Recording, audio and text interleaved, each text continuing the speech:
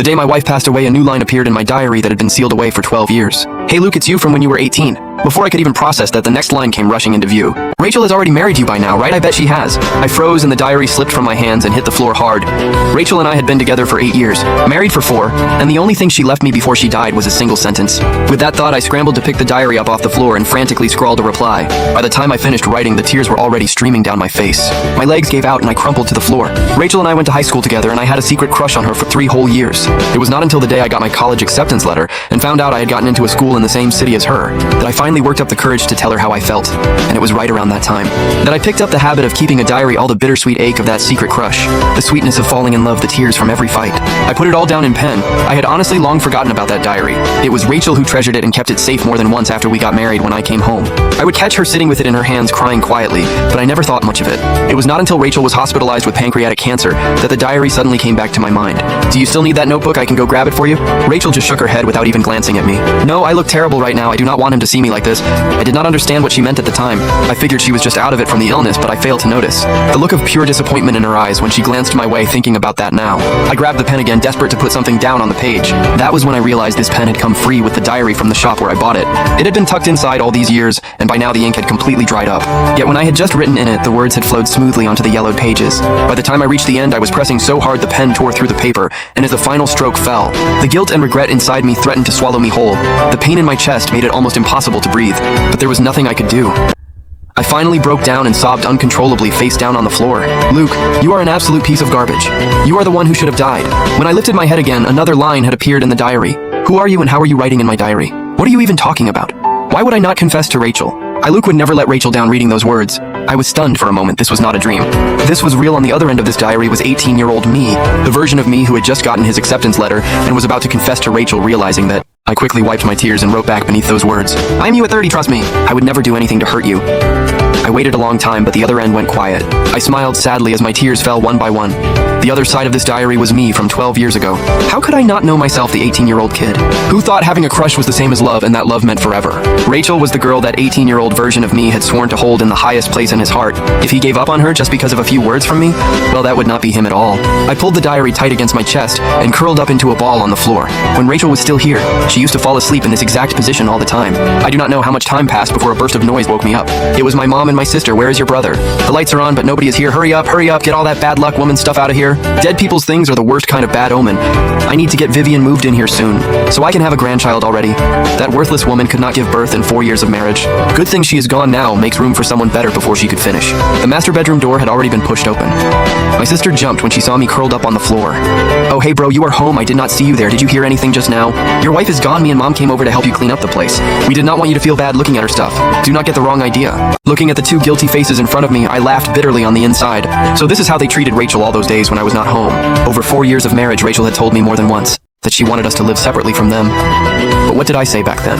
I called her petty, said she could not get along with people, called her disrespectful. My dad had passed away when I was young, and my mom had raised me and my sister on her own, so after marrying Rachel, I had my mom and sister move in with us, all 4 of us under one roof. Whenever I was around, my mom treated Rachel even better than she treated my own sister, always giving her the best food and clothes and never letting her do any housework. Rachel came to me in tears, telling me it was all just a show for my benefit. The moment I walked out the door, my mom would order her around doing chores, and even mock and insult her for not being able to have kids every time I brushed her off impatiently. Eventually, Rachel just stopped bringing it up. Honestly, how could I not have known what my own mother was really like? But back then, I was already swamped with work. I had no time or energy for this kind of household drama. My mom had worked hard her whole life. Now that she was getting older, we as her kids should just cut her some slack. Right, what a joke. I really am a piece of work. Thinking about all of this, I stood up and looked coldly at the 2 of them.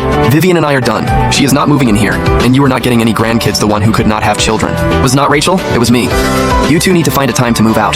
Did I not already buy you a place? This home was mine and Rachel's. If anything in this house goes missing, I will know who to ask. My mom staggered. If my sister had not been right there to catch her, she might have gone down. What did you just say? What man cannot father a child? It was obviously that jinx who could not have babies, and now you want me to move out. I am your own mother now that you have made something of yourself. You are just gonna throw me away, is that it? What do you mean your home and hers? A home without a mother is not a real home. I looked at her for a long moment, and all I felt inside was a hollow ache. Even I found my own mother suffocating. What on earth did my Rachel have to endure over these 4 years? But when I was not around, you treated her like this, calling her a jinx every chance you got. Calling her a useless woman who could not have children. Get out as fast as you can. I'm not going to say this a second time. With that, I turned away from the two of them without another word, and walked straight out the front door with the diary in hand. This was the thing Rachel had treasured most while she was alive. I had already lost Rachel, and I could not lose this too. My mom's voice exploded behind me. You ungrateful son. One worthless woman dies, and now you do not need your own mother anymore. What are you trying to pull, acting all lovesick now? Why did not you treat her right when she was still here? Let me tell you something, do not try to fool me. There is no such thing as a man who cannot have kids. You better give me grandchildren. I did not look back. I walked straight out the door. I had not lied to her. Years of late nights and going out drinking for work had destroyed my health, and my sperm count had dropped to almost 0. But Rachel knew how much I cared about my pride, so she never once told anyone about my condition. When people suspected her, she always just smiled and let them talk. I stepped into the elevator and slumped against the wall. Looking at my own reflection in the elevator mirror, I laughed at myself. Luke, you really are a piece of garbage. My mind was a complete blur. I walked out of the building and flagged down a cab without even thinking. The driver asked me where I was headed. Riverside University. I stood at the front gate of the campus, staring at the familiar entrance, and opened the diary in my hands as I read through the pages. My Rachel is hands down the greatest girl in the entire world. I feel like I am with her every single second. I wish I had applied to the same school as her so we could see each other every single day. But being in the same city is more than enough for me. At least I get to see her every weekend. Rachel says her favorite thing is the wonton shop by the school gate.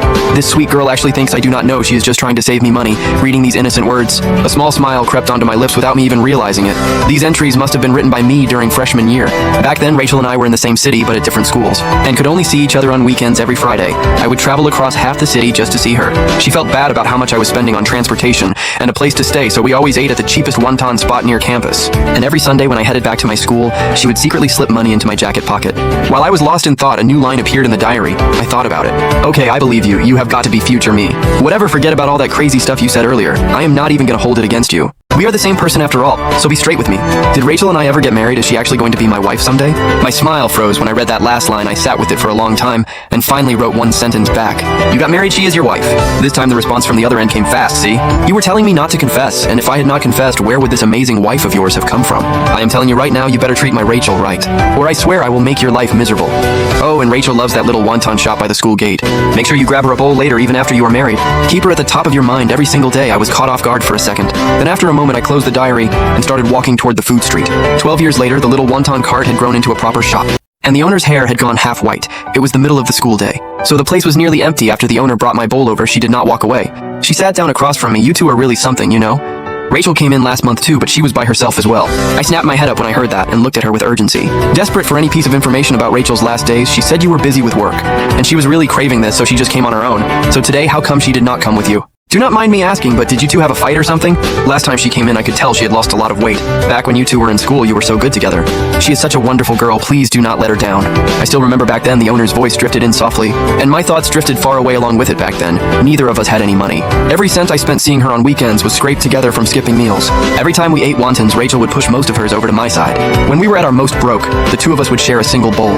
And Rachel would always say she was not hungry, just smiling warmly while she watched me eat. I still remember during senior year internships right here at this little wonton stand, I looked at that laughing, bright-eyed girl and made her a promise word by word. Rachel, I'm going to give you a good life, Luke, in this lifetime. Having Rachel is all I will ever need. Those words still ring in my ears. But that girl is never going to forgive me now. By the time I came back to myself, the owner had already gone to help other customers. Maybe it was because the wontons were too hot. The steam rising from the bowl blurred my vision, but I still picked up my chopsticks and mechanically stuffed the scalding wontons into my mouth one by one until I could not fit anymore. It hurts so bad, Rachel. It hurts so bad. Please, just one more time. Let me see you one last time, I am begging you.